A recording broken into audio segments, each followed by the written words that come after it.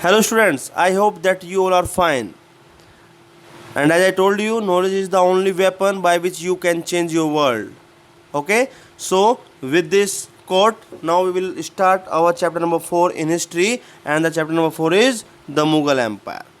Chapter number 4 is the Mughal Empire. In the last chapter, जब हमने पिछला chapter पढ़ा था बेटा, I told you about the 5 dynasties of Delhi Sultanate. And the 5 dynasties was, first was slave dynasty, second was, anybody?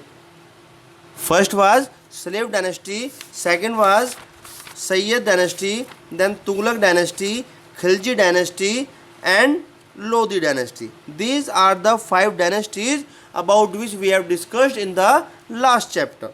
Okay, so that Delhi Sultanate period was begin from the 1206 AD and ends with the 1526 AD. In 1526, the last emperor of Delhi Sultanate was Ibrahim Lodi, and Ibrahim Lodi fought with Babur in Panipat, which is referred as First Battle of Panipat in 1526, and in that Babur conquered the war. Ibrahim Lodi defeated the war, defeated the fight. So from then onwards, Babur established their empire in India. Babur established their empire in India. So now we will move on the explanation of Mughal Empire in this chapter. आइए, the Mughals were descendants of the Mongols who came to India as invaders and then established their empire here. हम जानते हैं कि जो Mughals थे वो actually Mongols के वंशज थे. हमने पहले पढ़ा कि तैमूर ने भी कई बार भारत पे घुसपैठ करने की कोशिश की है, लेकिन कभी इल्तुतमिश ने बचाया, कभी आपके अलाउद्दीन खिलजी ने बचाया. ठीक है, तो इस तरीके से बार बार घुसपैठ करते रहे. तो ये जो मुगल्स थे, जो बाबर आया था, ये एक्चुअली मंगोल्स के वंशज थे. They invaded India under the command of Babur. अब इन्होंने जो अब भारत में इन्होंने घुसपैठ की, भारत में आए, आक्रमण किया, उसकी जो कमांड संभाली थी वो संभाली थी बाबर ने. The Mughal empire in India based lasted for almost 250 years. लगभग 250 साल मुगलों ने भारत पर शासन किया है. During these years the Mughals ruled India and expanded their empire to almost the entire Indian subcontinent. और इन सालों में, इन 250 सालों में मुगल ने भारत पर तो शासन किया ही किया है, और इसको बहुत दूर दूर तक पूरे द्वीप पर, पूरे इंडियन सब कॉन्टिनेंट पर फैलाया भी है, फैलाने का प्रयास भी किया है. They also left a long lasting mark on the society, culture and architecture of India. इसके साथ साथ उन्होंने कुछ अच्छे काम भी किए हैं भाई. एक समाज पर भी अपनी पहचान बनाई, संस्कृति में भी कुछ अपना योगदान दिया, और आर्किटेक्चर जो वास्तुकला होती है उसमें भी इन्होंने बहुत कुछ भारत को दिया भी है. ठीक है. Now Babur, the first Mughal emperor. इनका पूरा नाम था जहीरुद्दीन मोहम्मद बाबर. जहीरुद्दीन मोहम्मद बाबर. इन्होंने जो यहाँ पर रूल किया वो 1526, जो मैंने आपको बताया कि इब्राहिम लोदी के साथ इनका युद्ध हुआ था, तो 1526 से 1530 CE तक इन्होंने यहाँ पर रूल किया. ठीक है. उनके बाद इनकी मृत्यु हो गई थी. तो सिर्फ 4 साल बाबर ने भारत में शासन किया. Babur was the first sultan of Mughal dynasty. Mughal वंशज के, मुगल डायनेस्टी के, मुगल परिवार के सबसे पहले सुल्तान बाबर थे. He was born in a small place called Fergana in central Asia. मध्य एशिया में, सेंट्रल एशिया में एक जगह है फरगना. उस फरगना में बाबर का जन्म हुआ था. और ये इनके जो फादर थे वो जल्दी एक्सपायर हो गए थे, तो उनके एक्सपायर होने की वजह से, उनके मरने की वजह से बाबर को मात्र 11 साल की उम्र में, ये सिर्फ 11 साल के थे, और इनको राजा बना दिया गया था. और ये बात कब की है? 1491 की. कब की? 1491. अब यहाँ पर एक चीज़ और आपको बता देते हैं. चंगेज़ खान आपने बहुत नाम सुना है, तैमूर आपने बहुत नाम सुना है. तो चंगेज़ खान और तैमूर का वंशज था बाबर. बाबर चंगेज़ खान और तैमूर का वंशज था. कैसे कि चंगेज़ खान जो था वो बाबर के मम्मी की साइड से थे, बाबर की माता की साइड से थे, और तैमूर बाबर के फादर की साइड से थे। ठीक है, बाबर के फादर तैमूर की साइड से और बाबर की मदर चंगेज़ खान की साइड से। ठीक है, तो इस तरीके से इन दोनों के ये वंशज हुए। After failing in the attempts to conquer Samarkand, अब इन्होंने क्या आगे काफ़ी बार प्रयास किया, तो एक समरकंद में तो इनका प्रयास सफल नहीं हुआ, समरकंद में तो जीत नहीं पाए, लेकिन जल्दी इन्होंने काबुल पे कब्जा कर लिया। 1504 में इन्होंने काबुल पर कब्जा कर लिया, और बाबर ने सुन रखा था कि भाई भारत में बहुत सारा पैसा है। बाबर ने सुन रखा था कि भारत में बहुत सारा पैसा है। इससे पहले भी आप देख चुके हैं कि मोहम्मद गोरी, महमूद गजनी ने बहुत लूटा। तो यह सुन चुका था बाबर कि भारत में बहुत पैसा है, इसलिए उसने भारत की ओर अपना अभियान चलाया। चलो भाई भारत चलते हैं, वहीं पर देखते हैं क्या होगा। ही रोट, उसने लिखा, pleasant things of Hindustan are that it is a large country and has masses of gold and silver. Bharat के बारे में बाबर ने लिखा था कि देखो हिंदुस्तान की सबसे सुहानी और सबसे अच्छी बात क्या है, हिंदुस्तान की सबसे अच्छी और दिल को छू लेने वाली बात क्या है कि ये एक तो बहुत बड़ी जगह है, एक तो ये देश बहुत बड़ा है, और दूसरा यहाँ पर सोने और चांदी के खाने भरी पड़ी हैं, सोने और चांदी यहाँ पर भरा पड़ा है।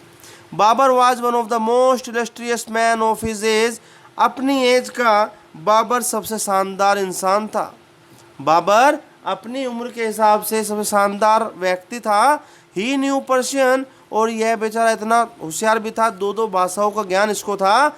पर्शियन, फारसी भाषा, जो फारसी भाषा है, फारसी भाषा भी ये जानता था और अरबी भी जानता था। फारसी भी जानता था और अरबी भी जानता था, और तुर्क तो था ही, तो तुर्किश भाषा भी इसको आती थी। और इसने अपने ऑटोबायोग्राफी मैंने आपको बताया था, biography when a person writes about his life, that is biography, and we write itself when he write himself it is called autobiography. So Babur ने खुद अपनी बायोग्राफी लिखी और उसका नाम था बाबरनामा, या आप तुजुक ए बाबुरी भी कहते हैं। तुजुक ए बाबुरी तुर्किश में लिखी, तुजुर ए बाबुरी तुर्किश में लिखी, और उसको हम बाबरनामा भी कहते हैं। और ये मैंने आपको बताया कि इसकी जो मातृभाषा थी वो तुर्किश थी। ही वाज ए स्कॉलर, बहुत विद्वान था। अ कीन ऑब्जर्वर, बहुत छोटे बहुत उत्साही ऑब्जर्व था, हर चीज़ों को बड़ा ऑब्जर्व करता था। And A poet with great understanding of art and nature, और एक बहुत अच्छा कवि भी था, और इसको कला और प्रकृति से बड़ा प्यार था और इसको बहुत समझता भी था। Babur defeated Rana Sanga of Mewar at the battle of Khanwa in 1526 C. अब आप देखो 1526 में, 1526 में इसने इब्राहिम लोदी को हराया, और अगले ही साल बैटल ऑफ खानवा के युद्ध में इसने मेवाड़ के राजा राणा सांगा को हरा दिया। After that he defeated Mohammad Lodi who was aided by Nusrat Shah the sultan of Bengal at the battle of Ghaghra in 1529। आप ये देखो, आते ही 26 में युद्ध किया, 27 में राणा सांगा के साथ युद्ध किया जो मेवाड़ के राजा थे। उसके बाद इन्होंने 1529 में, उसके 2 साल बाद ही घाघरा में युद्ध हुआ, और घाघरा में मोहम्मद लोदी को हराया, और मोहम्मद लोदी की मदद के लिए नुसरत शाह आगे आए थे। नुसरत शाह मोहम्मद लोदी की मदद कर रहे थे, उसके बावजूद भी घाघरा के युद्ध में बाबर ने इनको हरा दिया। बाबर ने इनको हरा दिया कब? 1529 एडी में। 3 battles secured Babar's position in northern India with in a period of 4 years। और यहाँ पर हमने देखे कि 3 युद्ध किए, बाबर ने 3 युद्ध किए, पहला 1526 में, दूसरा 1527 में, तीसरा 1529 में। पहला किया इब्राहिम लोदी के साथ, पानीपत में। दूसरा किया राणा सांगा जो मेवाड़ के शासक थे, कहाँ पर? खांडवा में 1527 में। और तीसरा युद्ध किया इन्होंने मोहम्मद लोदी के साथ 1529 में घाघरा में। ठीक है, तो 4 साल में ये 3 युद्ध हुए, तीनों युद्ध में बाबर ने जीत हासिल की, और इस जीत से जो ये जीत हुई, इनसे बाबर की एक भारत में पोजीशन बन गई कि भाई बाबर का नाम पूरे बाद में चलने लगा। Babur was in possession of the Indian territories from Indus to Bihar and from Himalayas to Gwalior. अब बाबर ने भारत में अधिकार जमाना शुरू कर दिया था। भारत में बाबर ने अधिकार जमाना शुरू कर दिया था। कहाँ से कहाँ तक? सिंधु नदी, इंदस नदी से बिहार तक और हिमालय से ग्वालियर तक अब बाबर का शासन था। 26 दिसंबर 1530 में बाबर की मृत्यु हो जाती है। इनिशियली ही वाज ब्रीड इन आगरा। जब इनकी मृत्यु हो जाती है तो इनको आगरा में दफनाया गया, लेकिन इनकी इच्छा कुछ और थी। तो जैसे इनकी इच्छा का पता लगा तो आगरा में से इनका शरीर को निकाला और शरीर को निकाल कर काबुल के गार्डन में उसको दफना दिया गया। काबुल का जो बाग था, जो बगीचा था, उस बाग में इनको दफना दिया गया। ऐसी इनकी इच्छा थी। स्निपेट्स सुनते हैं, द ऑटोबायोग्राफीज। अब कुछ जो आत्मरचना है, जो आत्मजीवनी है, बाबर नामा हुई, जहांगीर नामा हुई, ये हमें मुग़ल समय की बहुत सारी जानकारी देती है। इसके साथ ही बहुत सारे इतिहासकार भी आए, जैसे कि अबुल फजल है या यात्री हैं, फ्रेंच का है एक फ्रांसोइस बर्मियर, और एक क्रिश्चियन पादरी हैं जो फादर रुडोल्फ हैं। इन्होंने भी बहुत सारी बातें इनके बारे में लिखी है और हमें बताई है। यहाँ से हमें इनके बारे में बहुत कुछ पता चल जाता है। अब बाबर की मृत्यु हो गई 1530 में, 26 दिसंबर 1530 में। अब बाबर के बाद उनके पुत्र हुमायूं शासन संभालते हैं, राजगद्दी पर बैठते हैं और इन्होंने 1530 से 1556 तक शासन करते हैं। कितना? 26 साल। बाबर की मृत्यु के बाद हुमायूं ने सिंहासन संभाला 1530 में। हुमायूं ने अपना शासन फैलाने की बहुत कोशिश की। हुमायूं ने भी सोचा चलो भाई शासन फैलाते हैं, जितना बड़ा शासन होगा उतनी बड़ी कमाई होगी, उतना अच्छा मेरा नाम होगा। और इसने गुजरात और राजस्थान के हिस्सों में, जो आज का आपको गुजरात और राजस्थान है, वहाँ तक इसने अपने हाथ पैर फैला लिए थे। दो he was an able ruler. यद्यपि हम जानते हैं हुमायूं का नाम हुआ है, बहुत अच्छा शासक रहा, अपने टाइम में बहुत अच्छा काम किया, अच्छा रूलर रहा, लेकिन इसमें अपने पिता बाबर जैसी न तो ताकत थी और न उतना उत्साह था। जो बाबर के अंदर भूख थी कि मुझे पूरा राज फैलाना है अपना, वो भूख, वो जिंदा दिली, वो उत्साह, वो वाइवासिटी हुमायूं के अंदर नहीं थी। ही faced strong opposition from his own brothers. अब हुमायूं को तो अपने भाइयों का भी विरोध सहना पड़ा। हुमायूं को तो अपने भाइयों का विरोध सहना पड़ा। He was defeated. शेर शाह सूरी ने इनको हरा दिया था। कहाँ पर? Battle of Chausa. अब आप देखो इनकी आपस में लड़ाई हुई, किस किस की? शेर शाह सूरी की और हुमायूं की 1539 में। जब ये सिंहासन संभाला 9 साल के बाद, चौसा में लड़ाई हुई शेर शाह सूरी और हुमायूं की। After that he made a second attempt. उसके बाद दोबारा फिर दिल्ली को जीत लिया, क्योंकि बीच में इनको जाना पड़ गया था, तब वो शेर शाह सूरी जीत गए थे, तो वापस आए फिर थोड़े समय के बाद, और इन्होंने फिर दोबारा अपना दिल्ली पर हक जमाया और लाहौर को पकड़ा, मतलब लाहौर भी, and occupied Delhi and Agra, और दिल्ली और आगरा को अपने अंडर कर लिया। और बेचारे 1556 में अल्लाह को प्यारे हो गए। 1556 में अल्लाह को प्यारे हो गए। Towards the end of Babur's life his eldest son Humayun fell seriously ill. भाई जब बाबर की मृत्यु हुई तो हुमायूं थोड़ा ज़्यादा सीरियस हो गए, ज़्यादा प्यार करते थे, बहुत प्यार करते थे अपने पिता से, तो सीरियस हो गए, बीमार हो गए। It is said that in religious ceremony he transferred his son's illness to himself. और ऐसा कहा जाता है कि जो इतने बीमार थे तो धार्मिक तो थे ही, भाई देखो जितने भी मुस्लिम लोग हैं धार्मिक होते हैं, अल्लाह को मानते हैं, तो ये बताया गया है कि इन्होंने, किसने? बाबर ने हुमायूं को बचाने के लिए अल्लाह से कहा कि इसकी जो बीमारी है वो मुझे दे दो और मैं मरने को तैयार हूँ। तो वो बीमारी उनको मिल गई और ये माना जाता है कि उसकी वजह से, हुमायूं को बचाने की वजह से बाबर को मृत्यु आ गई। एज हुमायूं रिकवर्ड, जैसे हुमायूं ठीक हुए, द फॉर्मर बिकेम वर्स। शुरुआत तो इनकी बड़ी बुरी थी। आफ्टर 2 और 3 मंथ्स, 2-3 महीने बाद बाबर डाइड एट आगरा। बाबर आगरा में मर गए। कब? 26 दिसंबर 1530 को। ठीक है, ये कहानी थी। तो ये कहा जाता है कि ये बड़े प्यारे थे अपने पिता के। चलिए अब आते हैं शेर शाह सूरी। एक झटका तो इन्होंने पहले ही लिया था 1539 में, वो बताते हैं। तो 1540 से 1545 तक का इनका शासन था। 1540 से 1545 किस समय में, जब हुमायूं के साथ इनका युद्ध हुआ। 1539 में जब चौसा में इनका युद्ध हुआ था तो वहाँ पर ये जीत गए थे, तो वहाँ से हुमायूं को जाना पड़ा, दिल्ली पर ये बैठ गए। तो वही 5 साल यहाँ बताए गए हैं। After defeating Humayun in 2 battles, Sher Shah Suri became the sultan of Delhi. Sher Shah Suri Delhi के सुल्तान बन गए। He was the son of an Afghan jagirdar of Sasaram in Bihar. अब शेर शाह सूरी ये मुगल डायनेस्टी में हैं, लेकिन ये बाबर के परिवार से नहीं हैं। ये अफगान के जागीरदार अफगान के जागीरदार सासाराम के बेटे हैं।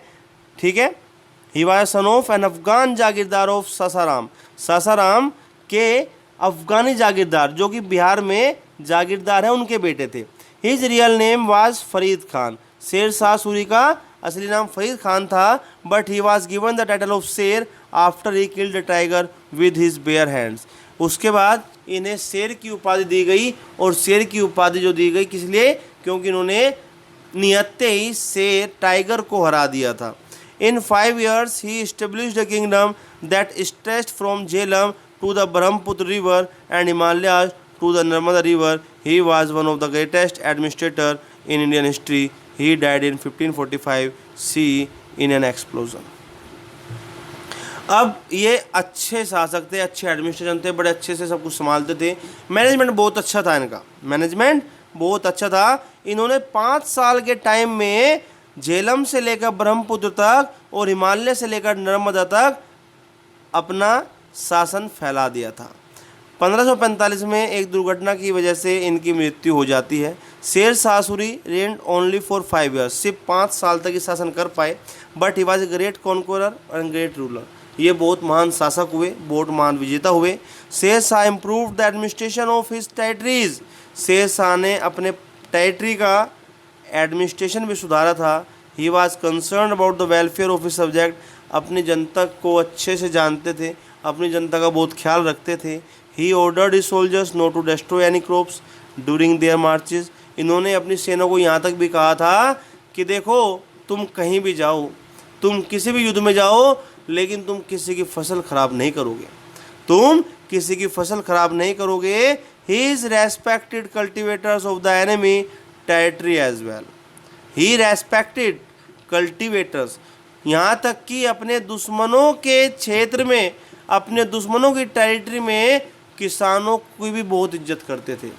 अगर दुश्मनी इलाके में जा रहे हैं और वहाँ पे किसान है तो उसकी भी इन्होंने उतनी ही इज्जत की है जितनी कि ये अपने इलाके के किसानों की किया करते थे। अब शेर शाह सूरी के टाइम में प्रशासन कैसा था, शेर शाह सूरी के टाइम में प्रशासन कैसा था वो यहाँ पर बताया गया है। अब्बास खान रोट अबाउट शेर शाह सूरी इन 1579। 1579 में 1579 में अब्बास खान लिखते हैं शेर शाह सूरी के बारे में। क्या there was a general order that anyone in need of food should be fed from the king's own kitchen. कि वहाँ पर एक बिल्कुल आम आदेश था कि अगर कोई भूखा है और खाने का उसके पास कोई भी साधन नहीं है तो वो महल आए और जो राजा की रसोई है वहाँ से खाना खाएगा। He had built an excellent network of roads like the Grand Trunk Road, Sarak-e-Azam.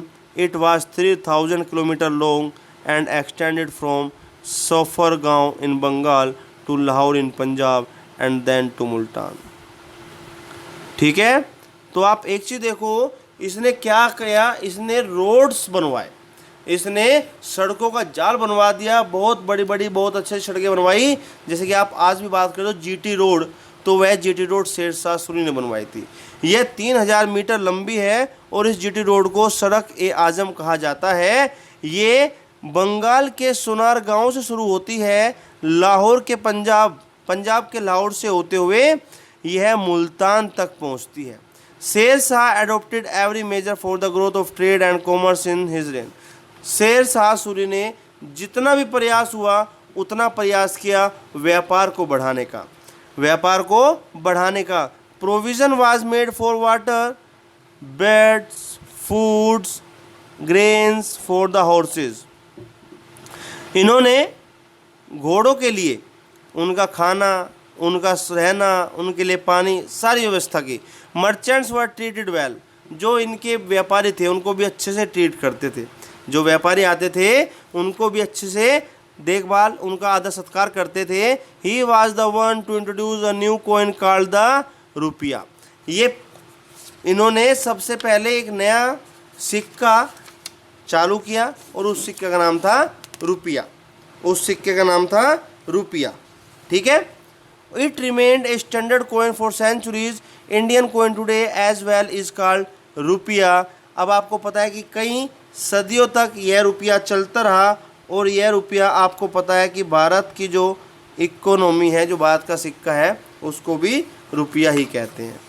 He was an impartial dispenser of justice and a great builder. इन्होंने न्याय के लिए हमेशा अपनी महत्ता बताई है, बहुत अच्छे से न्याय किया है, न्याय को कभी इन्होंने झुकने नहीं दिया। द पुराना किला इन दिल्ली, दिल्ली में जो पुराना किला है और उनका जो मकबरा है सासाराम बिहार में, वह वास्तुकला का, आर्किटेक्चर का सबसे बेहतरीन नमूने हैं। कौन सा? दिल्ली में पुराना किला और बिहार के सासाराम में उनका जो मकबरा है, ये वास्तुकला का सबसे बेहतरीन उदाहरण है, सबसे बेहतरीन उदाहरण है। अब इनके बाद हुमायूं फिर आ गए दिल्ली में, जैसे कि हमने कहा था 5 साल के बाद, जब 5 साल शेर शाह सूरी, फिर दोबारा उन्होंने आक्रमण किया, फिर दोबारा दिल्ली जीत ली। अब उनके बाद आपके फिर आते हैं, हुमायूं के बाद आते हैं अकबर। 1556 में जब उनकी मृत्यु हो गई, किसकी? हुमायूं की। तो मृत्यु के बाद अब अकबर शासन संभालते हैं, अब अकबर राजा बनते हैं। लेकिन अकबर के साथ समस्या ज़्यादा हुई शुरुआत में। क्यों? वो सुनिए। Jalaluddin Mohammad Akbar was born on 14 November 1542। 1542 में इनका जन्म हुआ, 1542 में इनका जन्म हुआ, मतलब कि 56 में मृत्यु हो गई। तो आप यहाँ देख सकते हैं कि 8 और 6 सिर्फ 14 ईयर्स, सिर्फ 14 साल, सिर्फ 14 साल का इनको टाइम मिला। सिर्फ 14 साल के थे उस समय जब हुमायूं की मृत्यु हुई थी, सिर्फ 14 साल के। इन अमरकोट, अमरकोट में इनका जन्म हुआ जो कि सिंध में है।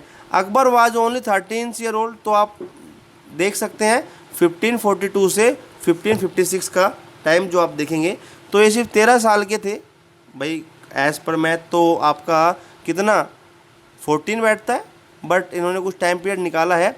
तो ये 13 साल के थे जब इनको शासक बना दिया गया।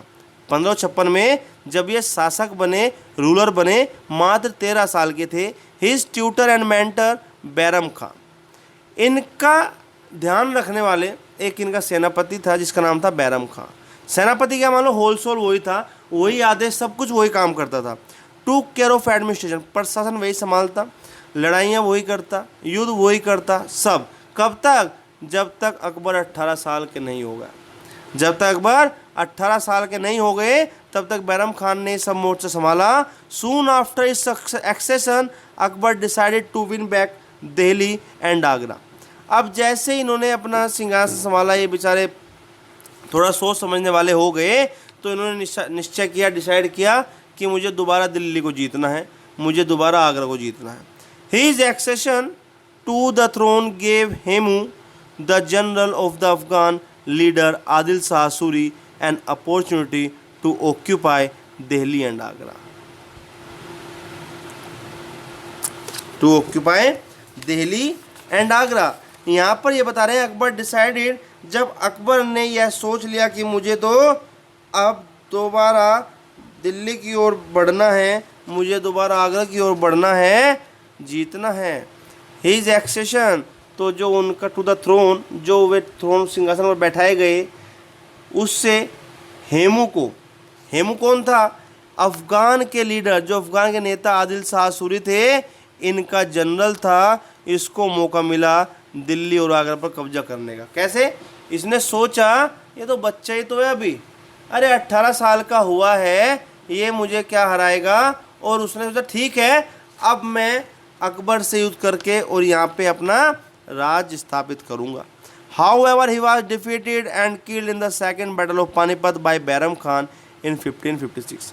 1556 में जब युद्ध हुआ, वो था second battle of, first battle of Panipat कब हुआ था? फर्स्ट बैटल ऑफ पानीपत आपका हुआ था,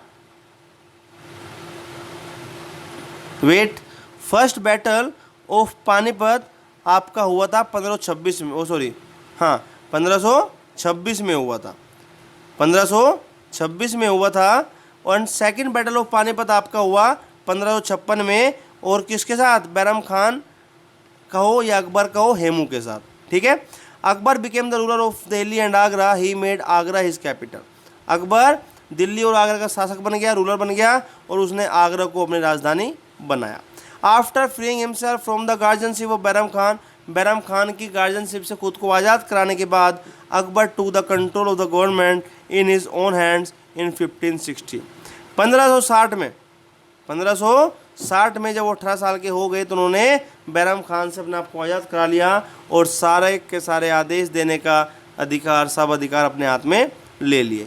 Bairam Khan was later killed by an Afghan when he was on his way to Mecca. अब बैरम खान बेचारा बूढ़े हो चुके थे, मक्का जाने की तैयारी कर रहे थे, तो जैसे ये मक्का जा रहे थे तो रास्ते में एक अफगान ने इनको मार दिया, अब ये देखो अकबर के कॉन्क्वेस्ट, अकबर के विजय, अकबर ने जो जो युद्ध जीते, जो जगह जीते, वो यहाँ पर बताई गई है,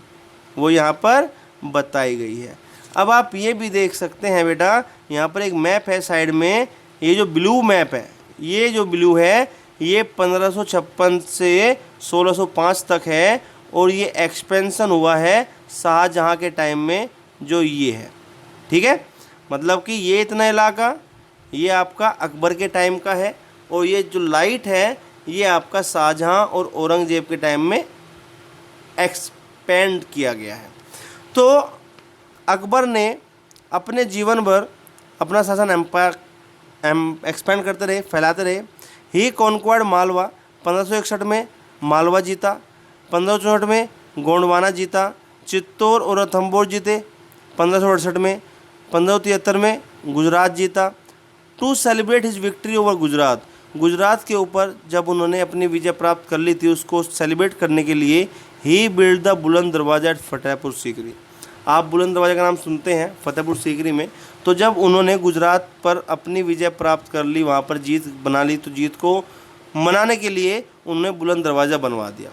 with careful thinking and preparation Akbar was able to capture Bihar and Bengal in 1576।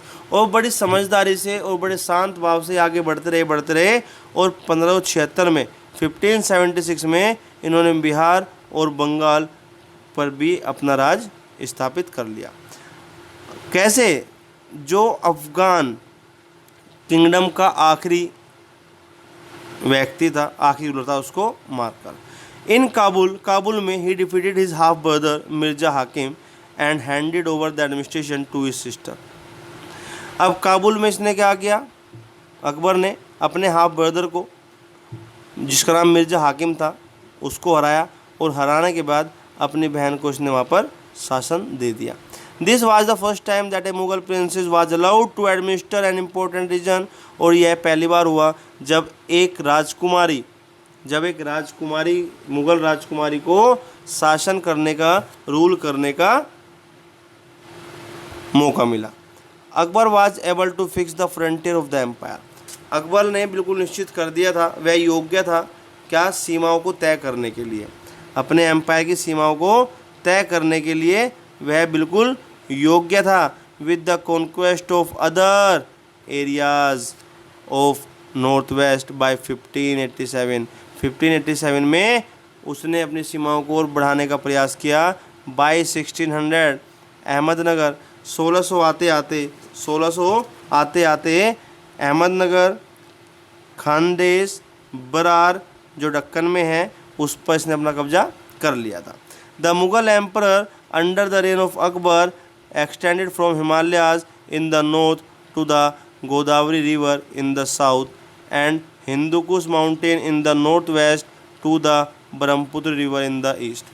तो अगर हम बात करें नॉर्थ से लेकर साउथ तक, जैसे हिमालय से लेकर गोदावरी नदी तक और हिंदुकुश जो अफगानिस्तान में है वहाँ से लेकर और ब्रह्मपुत्र तक अकबर ने इस जगह पर अपना एम्पायर खड़ा कर लिया था। अपना एम्पायर यहाँ तक इसने फैला लिया था।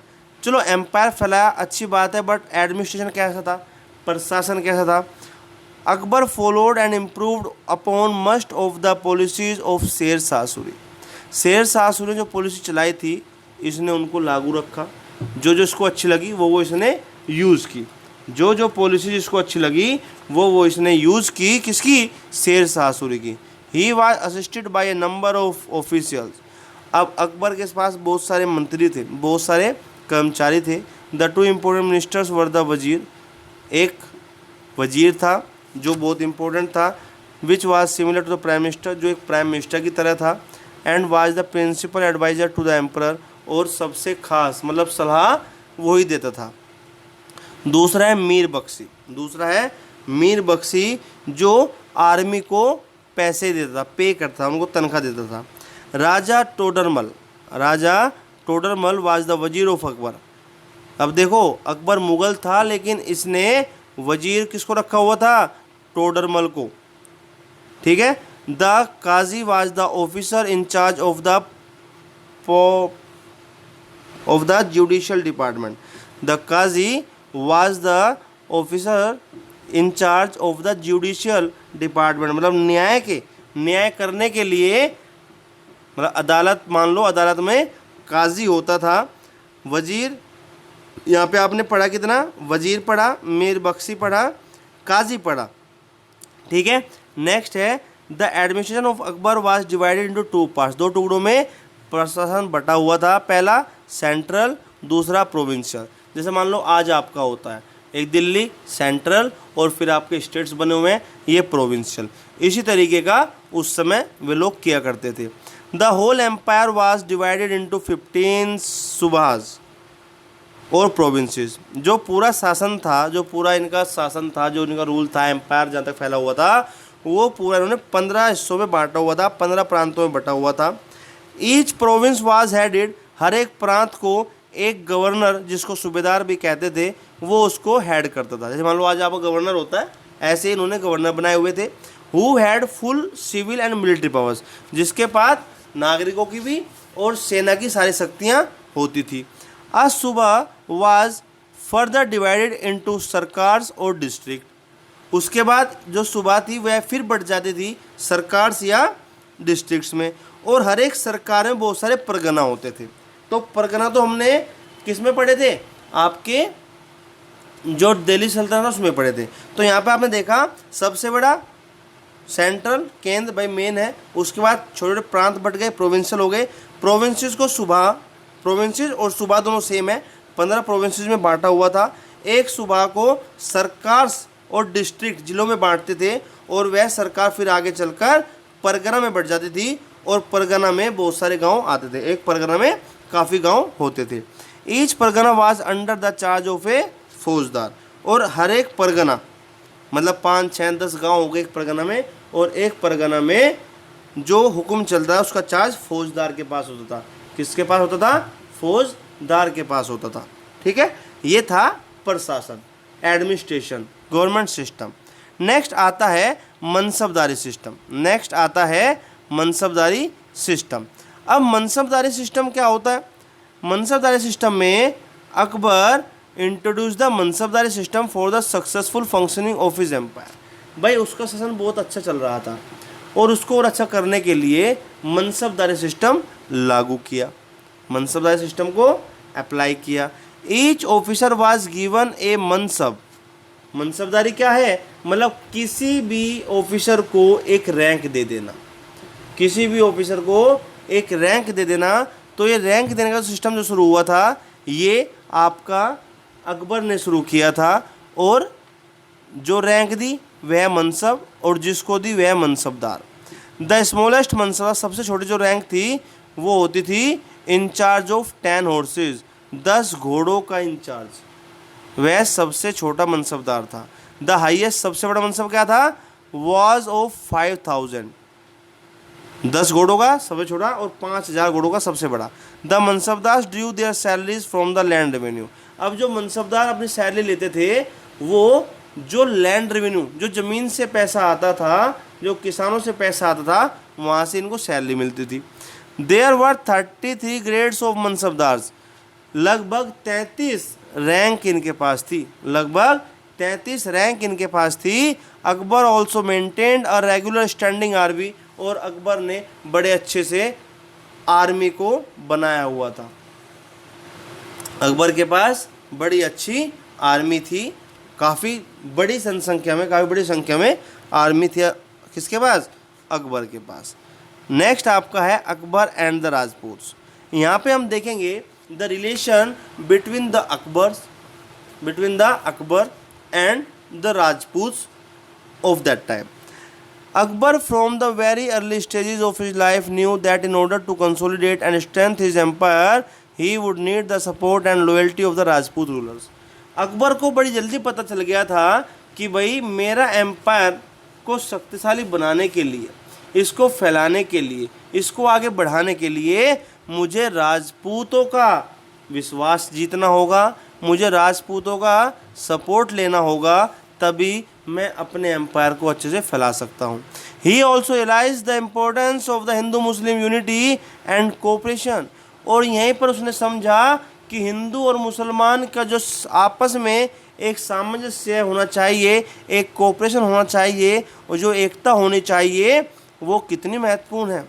ही took a number of measures to win over the Hindu population, उसने बहुत सारे मानक बनाए, हिंदू लोगों के लिए भी, हिंदुओं के लिए बहुत सारे मेजर्स बनाए। इन 1562 में he abolish the pilgrim tax on bathing at holy places like Banaras, Prayag etc।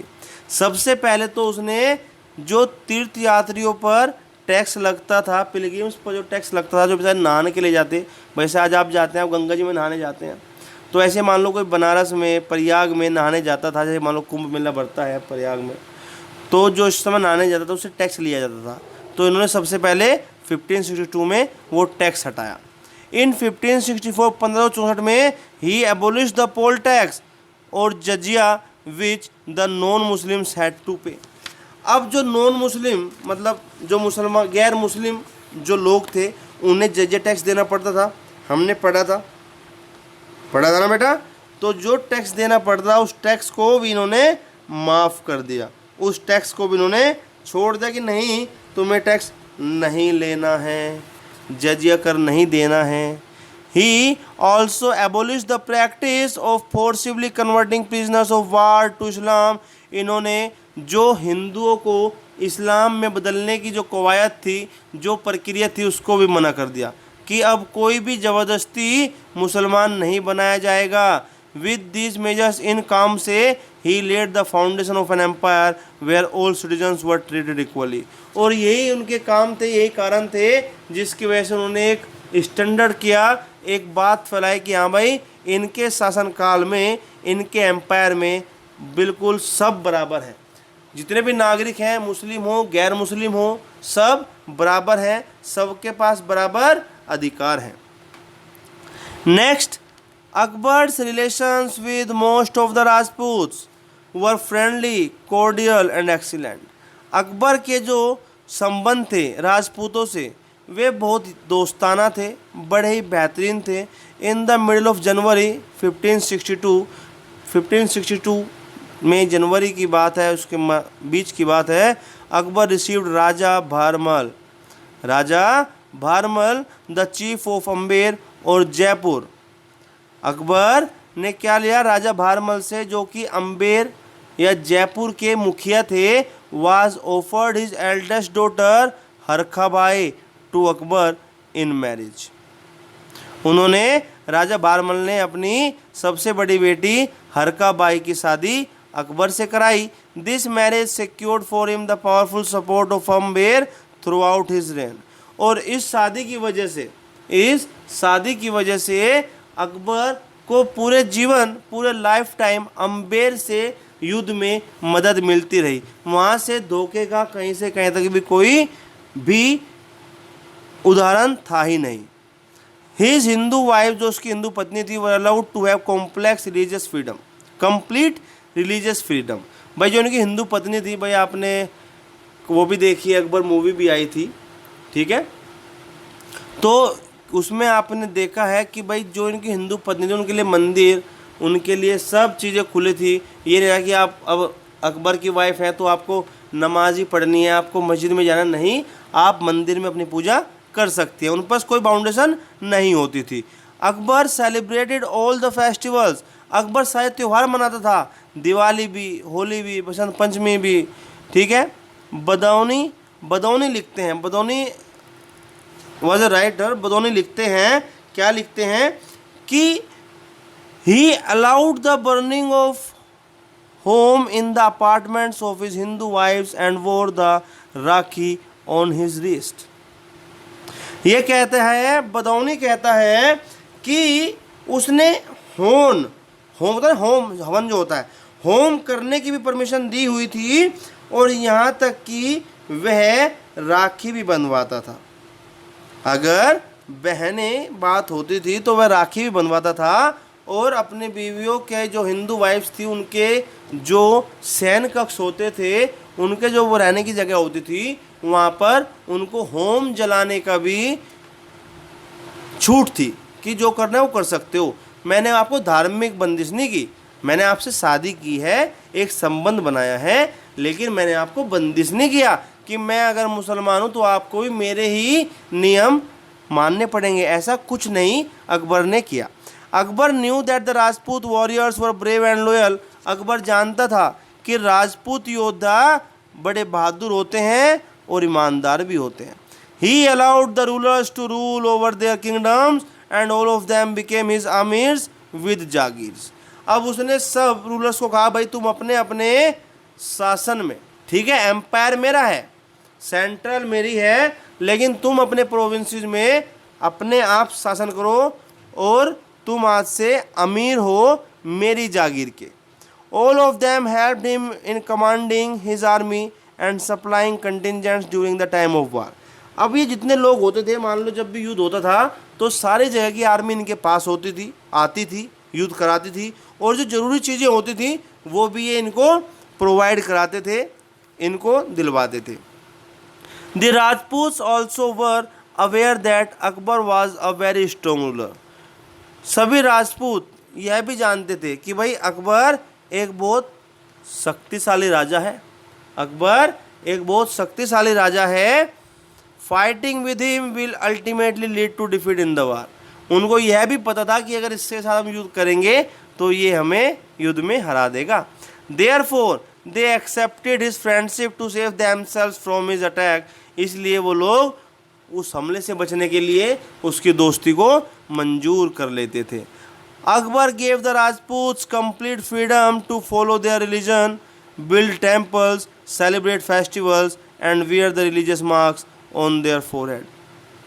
Akbar ने सभी राजपूतों को आदेश दिया था कि भाई आप जिस धर्म के हैं आप अपने धर्म को भली भांति फॉलो कर सकते हैं, अनुसरण कर सकते हैं। जरूरी नहीं है कि आप मेरे उसमें आ गए तो अब आपको मेरा धर्म अपनाना पड़ेगा, नहीं, आप लोग अपना धर्म बनाओ, अपने मंदिर बनाओ, अपने त्यौहार मनाओ, कुछ भी करो, मुझे कोई दिक्कत नहीं है। हमें तो एक साथ रहना है, हमें तो यूनिटी दिखानी है।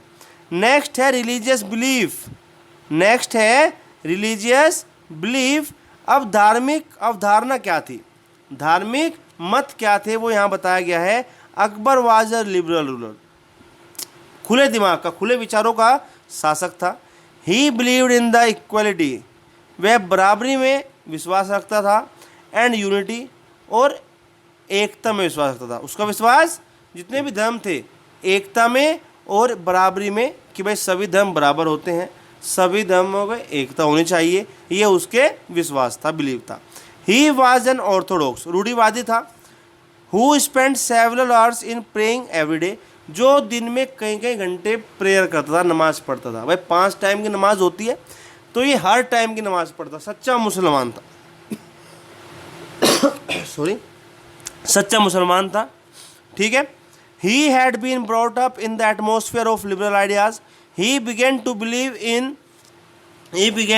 बिलीव इन सुल ए कुल or peace with all and treated people, all religious faiths and all classes of society equally. भगवान में पूरा विश्वास था, शांति में पूरा की अमन शांति होनी चाहिए, अमन और सुकून हर जगह होना चाहिए, ऐसा अकबर का विश्वास था। इसलिए सब धर्म को, सभी धर्मों के लोगों को यह बराबरी का हक देता था, कोई भी ऊंच नीच नहीं थी, किसी से कोई मतभेद नहीं होता था। He had gradually realize that all religions were good, यह मानता था कि सारे ही धर्म अच्छे हैं, and had some great ideas, और सब में कुछ ना कुछ महान है। He followed a policy of religion tolerance, इसने एक पॉलिसी बनाई कि धर्म को मानना है, इसने धर्म को मानने की, सभी धर्म को मानने की पॉलिसी बनाई कि भाई अगर आपका मन करता है आप इस धर्म को मान सकते हैं, कोई बाउंडेशन नहीं है।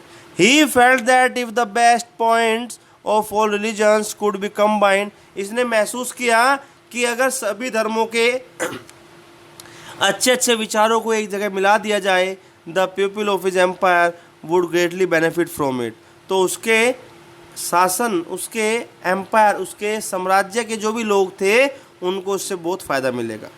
देखो कितनी अच्छी बात है, हर धर्मों की अच्छी अच्छी बातों को एक जगह मिला दिया जाए।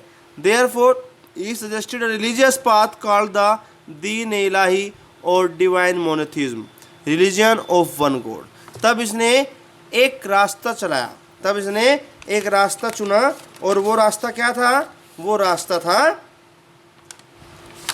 किस चीज़ का बेटा? वो रास्ता था एक धर्म का, कि अल्लाह एक है, भगवान एक है, और हमें उस एक भगवान को पूजना चाहिए, और इस धर्म को नाम दिया था दीन अ इलाही, divine monotheism. Din i Ilahi, the divine monotheism. It was based on the main ideals given in all religions. यह किस पर आधार था? सभी धर्मों की जो मुख्य मुख्य विचार थे उन पर यह आधारित था, सभी धर्मों के मुख्य विचारों पर आधारित था।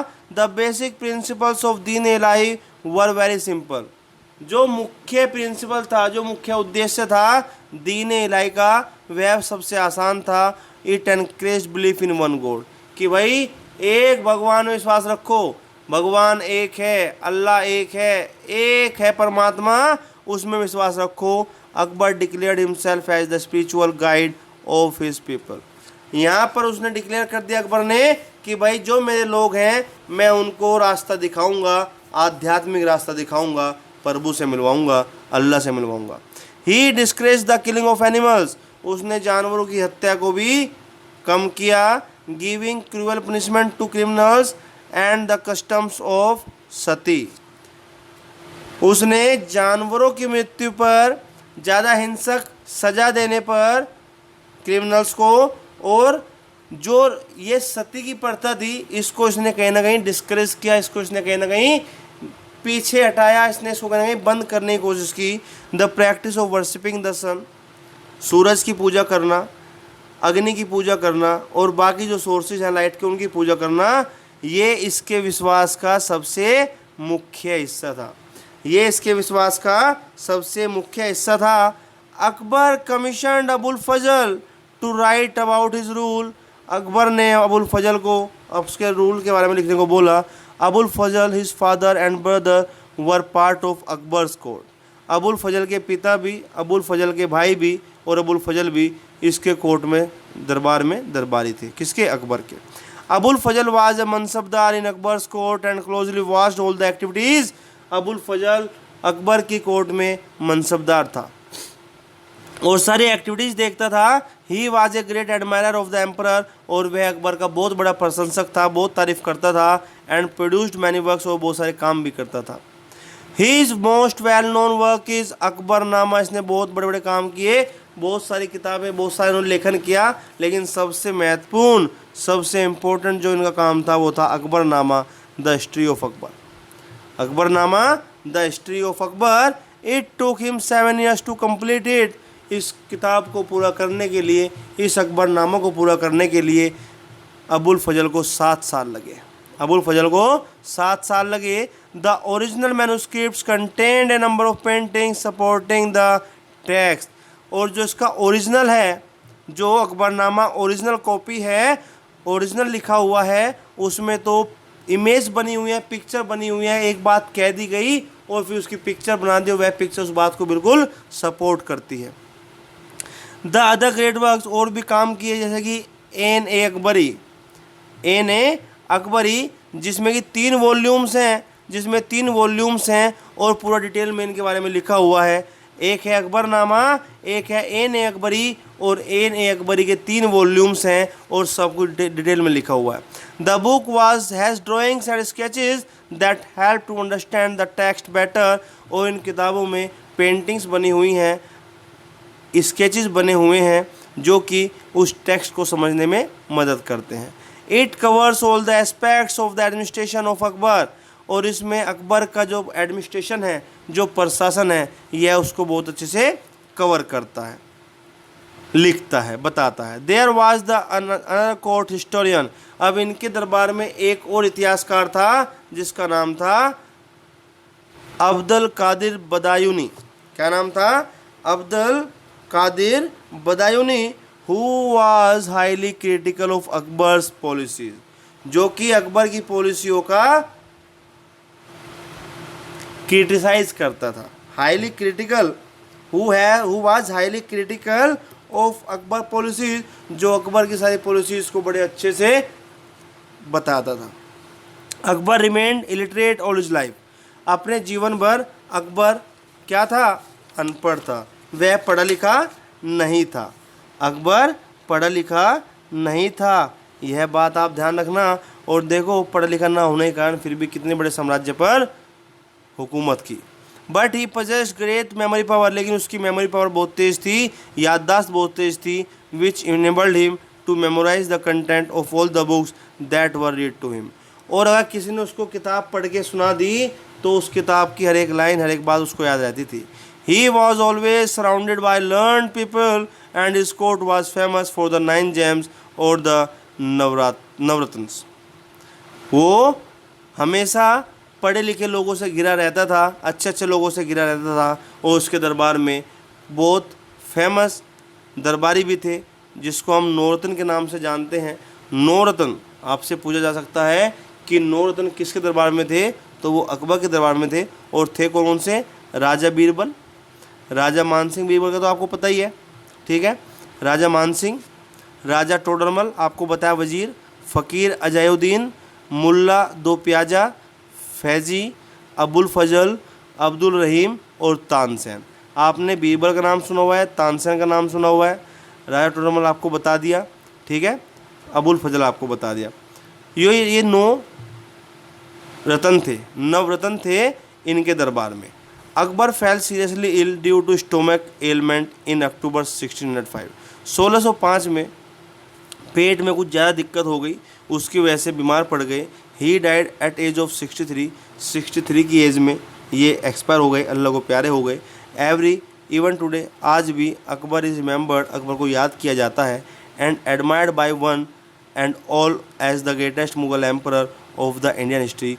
और भारत के इतिहास में जितने भी मुग़ल शासक हुए हैं, उनमें सबसे ग्रेटेस्ट मुग़ल शासक की लिस्ट में इनका नाम आता है।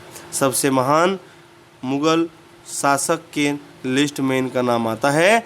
This was all about the Akbar. So बेटा, today we will stop here. This is all about today. Now we will start in the next class the rest of the lesson. Till then, listen carefully, watch carefully, read carefully. Okay? Have a nice day. Take care of yourself. Meet you in the next lecture.